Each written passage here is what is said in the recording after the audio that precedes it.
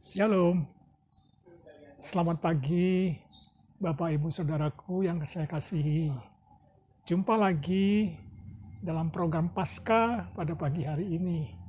Dan saya ucapkan selamat Paskah bagi semua yang mendengarkan sharing saya pagi ini dalam khotbah singkat saya. Dan saya percaya kita semua bersyukur bahwa kebangkitan Kristus membawa dampak di dalam roh kita, membawa dampak dalam kerohanian kita, sehingga kita tetap kuat, tetap sehat sampai hari ini. Dan saya percaya semua karena ada penyertaan Tuhan di dalam setiap keluarga-keluarga kita dan juga pribadi kita. Pagi hari ini saya beri tema ada kuasa kebangkitan Kristus. Saya kasih tema ada kuasa kebangkitan Kristus. Firman Tuhan, kita akan buka satu kebenaran firman Tuhan di dalam Markus pasal yang ke-16, ayat yang kedua sampai yang ke-6. Mari Bapak Ibu, saya akan bacakan. Dan pagi-pagi benar, pada hari pertama minggu itu setelah matahari terbit, pergilah mereka ke kubur. Mereka berkata seorang kepada yang lain, "Siapa yang akan menggulingkan batu itu bagi kita dari pintu kubur?" Tetapi ketika mereka melihat dari dekat, tampaklah batu memang sangat besar itu sudah terguling. Lalu mereka masuk ke dalam kubur dan mereka melihat seorang muda yang memakai jubah putih duduk di sebelah kanan. Mereka pun sangat terkejut.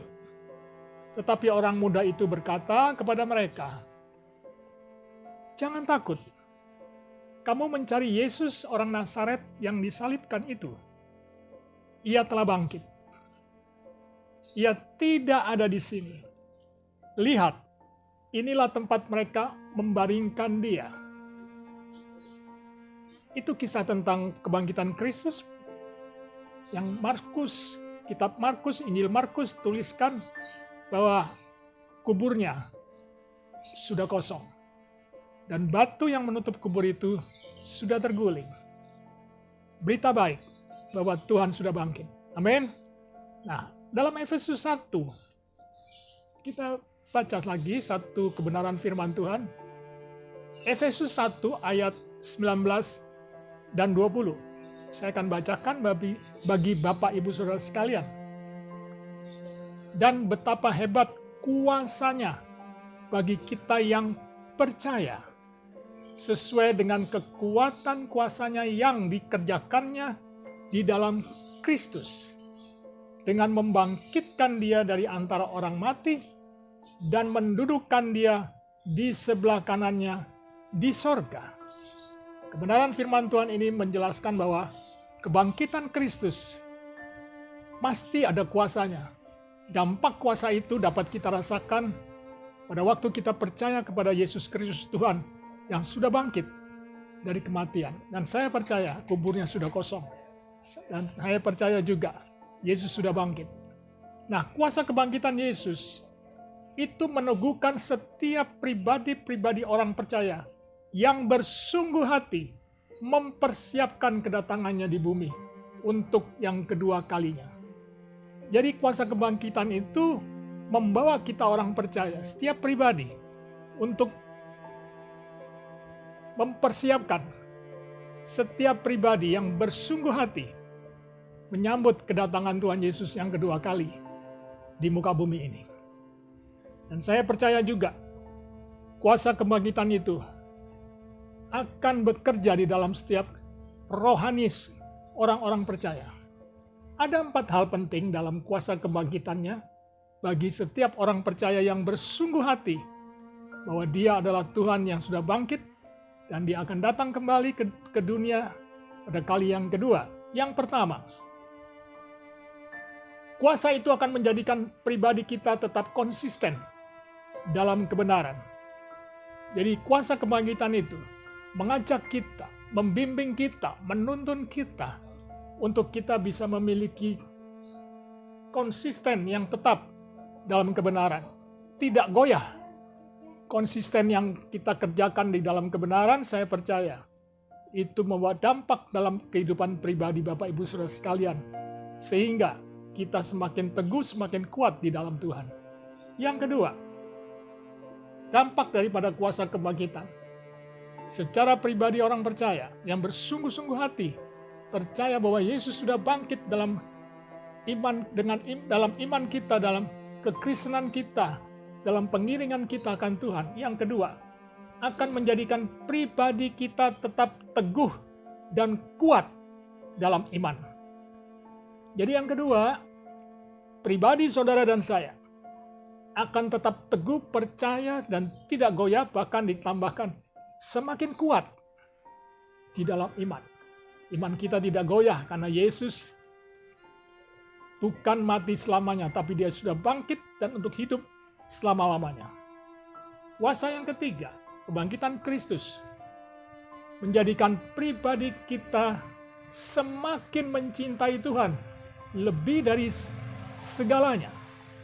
Dan saya percaya cinta kita kepada Tuhan akan semakin sungguh-sungguh. Bahkan cinta kita itu melebihi segala sesuatu yang ada di bumi ini. Dan saya yakin setiap pribadi saudara dan saya akan semakin melekat kepada Tuhan, akan semakin intim dengan Tuhan, karena dia sudah bangkit dalam hidup kita, dalam iman kita. Yang keempat, yang terakhir, kuasa kebangkitan. Bagi orang-orang atau pribadi-pribadi yang bersungguh hati, percaya kepada kebangkitannya, yakin akan kebangkitannya, itu akan menjadikan pribadi saudara dan saya akan tetap setia dan punya komitmen dalam melayani Tuhan. Dan saya yakin Tuhan ingin menemukan orang-orang yang setia ketika dia datang ke dunia. Dan saya percaya orang yang setia akan mengalami satu kemenangan-kemenangan. Seperti Yesus, dia setia sampai mati di kayu salib. Dan berita kebangkitan Kristus ini merubah pola pikir kita, merubah cara hidup kita, merubah gaya hidup kita. Kita tidak mempunyai gaya seperti orang-orang dunia yang hidupnya tidak sesuai dengan kebenaran. Dan saya yakin firman Tuhan, bagian yang terakhir saya akan bacakan bagi saudara dan saya. Di dalam 1 Korintus 15 ayat 58. Selain kita semakin mencintai Tuhan dan melayani Tuhan, firman Tuhan 1 Korintus 15 ayat 58 mengatakan, karena itu, saudara-saudaraku yang kekasih, berdirilah teguh, jangan goyah, dan giatlah selalu dalam pekerjaan Tuhan.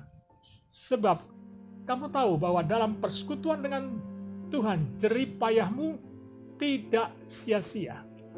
Nah, ini berita baik bahwa kuasa kebangkitan Kristus mengubah pola pikir kita, pribadi kita semakin mencintai Tuhan dan semakin giat dalam melayani pekerjaan Tuhan. Dan saya percaya firman Tuhan katakan, ya, sebab kamu tahu bahwa dalam persekutuan dengan Tuhan, jerih payah saudara dan saya tidak akan sia-sia.